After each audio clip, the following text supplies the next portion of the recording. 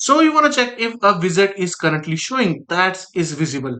It saves you from stacking multiple UIs on accident. Instead of guessing, you just ask, is this visible right now? If it's yes, then okay. If not, then you will proceed with plan. Now to get this node, you just take an execution pin from the create widget reference and type in is visible, and it will appear. And if you think it can appear without it, you are wrong. It will not appear if you are not taking the execution pin from the reference. So now we will take this to a branch like this. You can see on the screen. After adding it to viewport, I am taking it like this to the branch, and then I will printing it. Is it visible? It is true or not? Now if it is visible, then hide it.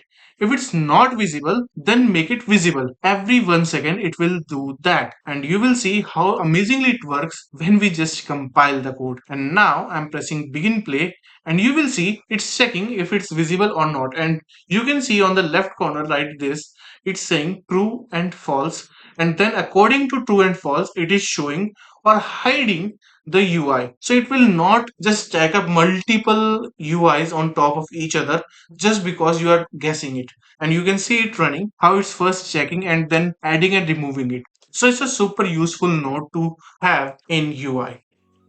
And hey, if you like seeing these nodes in action, check out the game I'm building, Reborn the Evil Being.